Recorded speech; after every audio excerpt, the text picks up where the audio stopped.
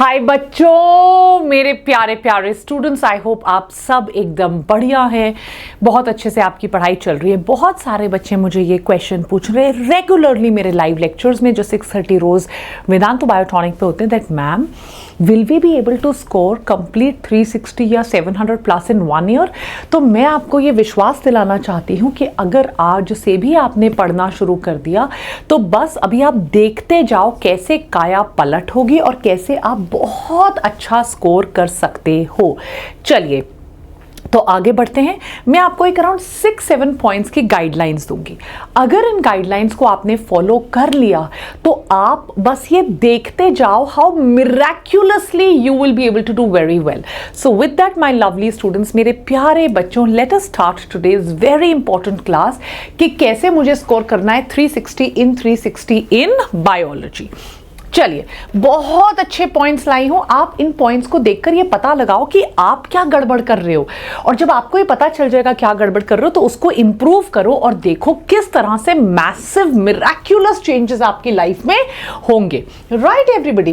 तो चलिए let's get started everybody और आगे बढ़ते हैं। 1 सेकेंड बच्चों। ओके चलिए, ओके 1 सेकेंड। हाँ मैं तो उल्टा स्विच दबा रही थी। यस, तो अब हम आगे बढ़ते हैं और देखते हैं कैसे हम 360 ऑन 360 लेकर आ सकते हैं। चलिए, okay so yes, I can is very important. यार मुझे कैसे करना है, ये कैसे मुझे आगे बढ़ना है और कैसे मुझे इसको टोटली करना है। यार कुछ तो आज इसकी स्क्रीन में गड़बड़ हो रही है। ओके ओके ओके ओके, अभी ठीक है ना। सबसे पहले ध्यान से सुनो, पूरा 100% अटेंशन देके ध्यान से सुनो।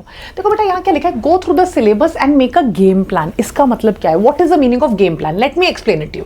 क्या गेम प्लान का मतलब क्या है? देखो बेटा, जब भी हम कोई टॉपिक, कोई सब्जेक्ट, कोई भी चीज पढ़ते हैं, ये एप्लीकेबल होगा आपके फिजिक्स, केमिस्ट्री, बायो के लिए।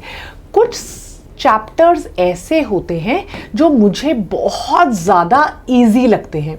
क्योंकि वो टॉपिक्स मुझे बहुत इजी लगते हैं, इसीलिए कई बार सिर्फ एक रीडिंग में ही मेरे से उनके सारे एमसीक्यू सॉल्व हो जाते हैं। और कुछ टॉपिक्स ऐसे होते हैं एक बार 2 बार पढ़कर भी मुझे समझ में नहीं आते। सो कई ऐसे चैप्टर होंगे, हो सकता है कुछ ऐसे टॉपिक हों जो मुझे बहुत ज़्यादा डिफिकल्ट लगे। नाउ डिफिकल्ट का मतलब क्या है कि यहाँ पर यार मुझे उसका कॉन्सेप्चुअल अंडरस्टैंडिंग ही नहीं हो रहा है।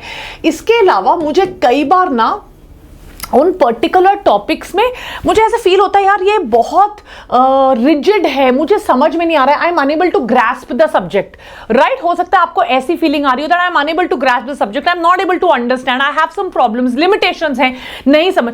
पर ह्यूमन ब्रेन क्या करता है ना, इस टॉपिक को तो आप मल्टीपल टाइम्स रिपीट करोगे क्योंकि आपको इजी लगा, you will feel like it's good fun, बड़ा मजा आ रहा है। और जो एक कॉन्सेप्चुअल और डिफिकल्ट चीजें हैं इनको आप छोड़ देते हो, अवॉइड करते हो। यही गेम प्लान है। अगर आपको अपना स्कोर ऑप्टिमाइज करना है, अगर आपको 360 लेकर आना है, तो आपको वो 90 के 90 क्वेश्चन सही करने हैं जिसमें आपके कंसेप्चुअल डिफिकल्ट टॉपिक्स और इजी भी होंगे। इसीलिए आपको डेप्थ में जाना है। अब मैं आगे बात करूंगी कैसे नोट्स बनाने हैं, कौन सी बुक सॉल्व करनी है, सारी चीजें मैं बताऊंगी। बट एक गेम प्लान बनाओ। जैसे अगर आपको लग रहा है यार मुझे बायो में तो 360 आने का चांस है, मुझे वानी मैम का समझ में आ रहा है, सब कुछ बढ़िया चल रहा है, पर मेरा फिजिक्स अगर वीक है तो उस पे फोकस करो। इवन बायो में अगर आपको लगता है यार मेरे को ना जूलॉजी बहुत इंटरेस्टिंग लगता है, पर अगर न्यूमेरिकल्स आ जाते हैं, जेनेटिक्स का पार्ट आता है या बॉटनी का पार्ट आता है तो वो मुझे डिफिकल्ट लगता है। सो गेम प्लान का मतलब है आप चीजों को बैलेंस करके चलो, आप सारी चीजें करो और आप देखो कौन सी चीजें इंपॉर्टेंट हैं और कौन सी चीजें आपको टफ लग रही है और उनको बहुत बार आपने बार बार करना है। Second point, identify and predict important questions and make notes. जब भी आप अपनी एनसीईआरटी को पढ़ोगे, एनसीईआरटी में ही कुछ क्वेश्चन मार्क आपको दिखेगा। एनसीईआरटी ने कुछ क्वेश्चंस को बनाया हुआ है। कई बार एनसीईआरटी जब आप पढ़ोगे आपको कुछ कॉन्सेप्ट समझ में आएंगे। एनसीईआरटी ने बहुत सारे कॉन्सेप्ट्स को ऐसे एक एक लाइन में ही लिख दिया है, तो इतनी बड़ी बात होती है, पर एनसीईआरटी उसको इतना सिंप्लीफाई करके रख देती है कि हमको कई बार समझ में नहीं आता कि यार ये टफ। तो आप जब एनसीईआरटी पढ़ रहे हो तो आपने एनसीईआरटी में से खुद क्वेश्चंस को मेक करना है, राइट? आपने फिर उनको एक अलग कॉपी में लिखना है। See what you have to understand is 2020 onwards paper pattern change हो गया है। अब जो नया पेपर है वो आपकी सिर्फ एनसीईआरटी से आता है। अगर एनसीईआरटी सिर्फ एक किताब 11th की, एक किताब 12th की, तो भी सारे बच्चे 360 क्यों नहीं स्कोर कर पाते? क्योंकि वो एनसीईआरटी के स्टेटमेंट्स को सिर्फ रीड करते हैं, पर एनसीईआरटी के स्टेटमेंट को रीड नहीं करना है, एनसीईआरटी के स्टेटमेंट में से क्वेश्चंस को फ्रेम करना है। So that studying and understanding so that you are able to apply your logic, you are able to solve the questions is very important. Concept क्या है इंपॉर्टेंट, उन पे किस टाइप के क्वेश्चन आ सकते हैं वो फ्रेम करना बहुत बहुत बहुत ज्यादा इंपॉर्टेंट है। This is the crux. जो बच्चा खुद एनसीईआरटी से क्वेश्चंस बना रहा है, एनसीईआरटी में जहां क्वेश्चन मार्क है उनमें से क्वेश्चंस बना रहा है, एनसीईआरटी में जहां कॉन्सेप्ट्स हैं उनसे क्वेश्चन बना रहा है, उसको 360 स्कोर करना is going to be so much more easier than somebody else, right? Now go through the past years paper. जब आप past years paper go through करते हो तो आपको एक पैटर्न समझ में आता है, यार इस पर्टिकुलर चैप्टर में से फॉर एग्जांपल अगर जेनेटिक्स की बात करूं, टेस्ट क्रॉस और बैक क्रॉस से क्वेश्चन हर साल आता है। एक क्वेश्चन लिंकेज पे से हर साल आता है। स्पोरोजेनेसिस माइक्रो या मैक्रो से क्वेश्चन आता है। गैमेटोजेनेसिस मेल या फीमेल से क्वेश्चन सो आप एक बार आइडेंटिफाई कर सकते हो कि यार कौन सी चीज इंपॉर्टेंट है, किस चीज से क्वेश्चन ज्यादा आते हैं, so that you are able to then study accordingly, right? आप पेपर को एक तरह से प्रिडिक्ट भी कर पाओगे, आपको पता चल जाएगा कौन सी चीज इंपॉर्टेंट है, किस चीज से ज्यादा आएंगे। अगर आप वानी मैम की किताब खरीदोगे तो जो मेरी बुक है उसमें एनसीईआरटी के लाइन क्वेश्चंस भी हैं जो एमटीजी ने पब्लिश किए, इसीलिए एमटीजी कोई एरा गैरा नत्थु गैरा पब्लिशर नहीं है कि किसी भी ऑथर की बुक निकाल देगा। गेट दैट बुक, उसमें एनसीईआरटी के लाइन क्वेश्चंस भी हैं। उस किताब के अंदर आपको पता होना चाहिए कि मैंने सारे पीवाईक्यूज भी डाले, क्योंकि एग्जाम पैटर्न को प्रिडिक्ट करने के लिए पीवाईक्यूज बहुत इंपॉर्टेंट है, राइट? तो रीडर्स के पास पीवाईक्यूज होना बहुत इंपॉर्टेंट है। वो आपको स्ट्रैटेजिकली हेल्प करता है, सोचता है यार अच्छा ये वाला चैप्टर अगर मुश्किल लग रहा है इसमें से ये वाले टॉपिक्स तो पक्का कर लो, इन टॉपिक्स में से क्वेश्चंस आने ही आने हैं। चाहे दुनिया ऊपर से नीचे हो जाए, इधर से उधर हो जाए, आप किसी कोचिंग में पढ़ते हो, उस कोचिंग ने कितने भी रैंक निकाले हो, आप कहीं भी पढ़ते हो, आप अगर मेरी शाम की 6 बजे की क्लास देखोगे रोज जो मैं लेती हूँ, तो आप देखते हो कि मैं थ्योरी करवाती हूँ और फिर एनसीईआरटी करवाती हूँ, फिर थ्योरी करवाती हूँ, फिर एनसीईआरटी करवाती हूँ, थ्योरी और एनसीईआरटी हाथ जोड़कर साथ में लेके चलती हूँ। अगर आप लोग सिर्फ थ्योरी कर रहे हो और अपनी कोचिंग के मॉड्यूल्स कर रहे हो, इधर उधर की सॉल्विंग कर रहे हो और एनसीईआरटी नहीं कर रहे हो, it is a blunder. Directly या एनसीईआरटी की लाइन को assertion reason statement based questions indirectly, NCERT के किसी भी क्वेश्चन किसी भी डायग्राम से, किसी भी साइंटिस्ट के नेम से, वहीं से। सो एनसीईआरटी को केयरफुली पढ़ना, उसकी समरी को केयरफुली पढ़ना बहुत इंपॉर्टेंट है। क्वेश्चंस आपके एनसीईआरटी से ही आएंगे, चाहे दुनिया इधर से उधर हो जाए, you can not avoid it.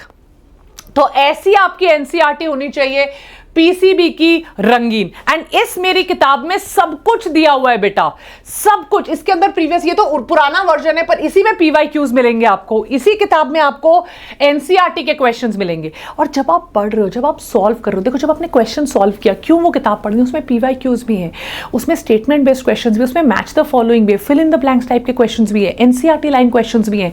जब आपने एक बार थ्योरी पढ़ ली, थ्योरी पढ़ के हमें लगता है हमें सब कुछ आता है, पर जब आप क्वेश्चन सॉल्व करने बैठोगे, मॉक टेस्ट के फॉर्म पे किताब खरीद लो एक, राइट, और उस किताब के क्वेश्चंस जब सॉल्व करने बैठोगे तब आपको पता चलेगा आपने क्या गड़बड़ किया है, राइट।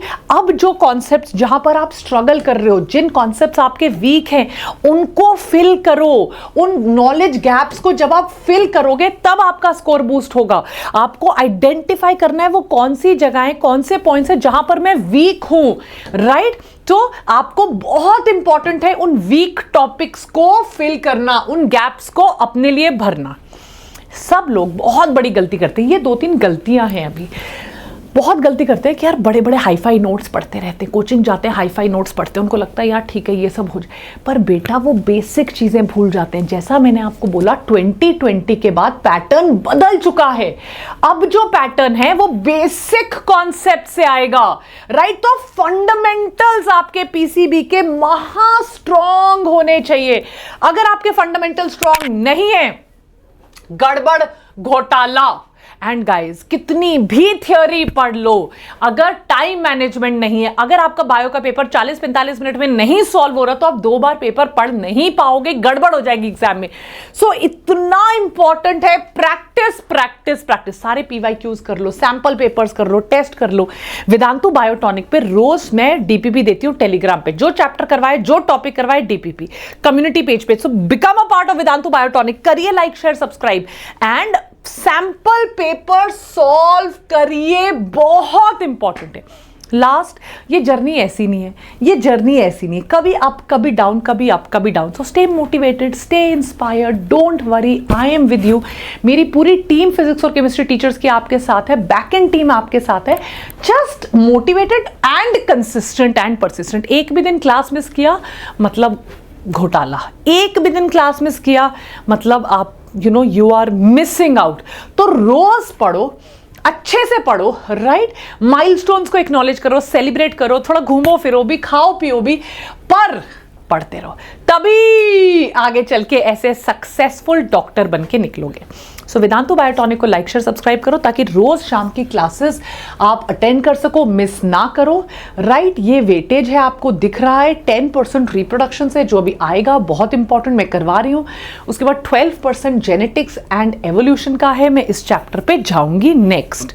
सो सारी चीजें मैं आपको कवर करवा दूंगी, भले ही वो 11th की है 12th की है। 2025 बैच बहुत जल्दी शुरू होने वाला है, 11th भी साथ साथ शुरू हो जाएगी। हमेशा मैं एक बात कहती हूँ, एनसीईआरटी को पढ़ो, एनसीईआरटी पढ़ के वानी मैम की एक बुक ले लो, उसमें से एमसीक्यू सॉल्व करो, जहां नॉलेज गैप्स है एरर कॉपी बनाओ, रिवाइज करो, पढ़ते चलो, success will be yours.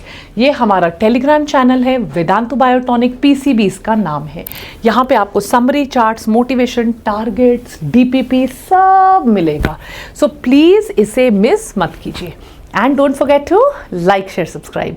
Take care, bye बच्चों, गॉड ब्लेस यू, बाय।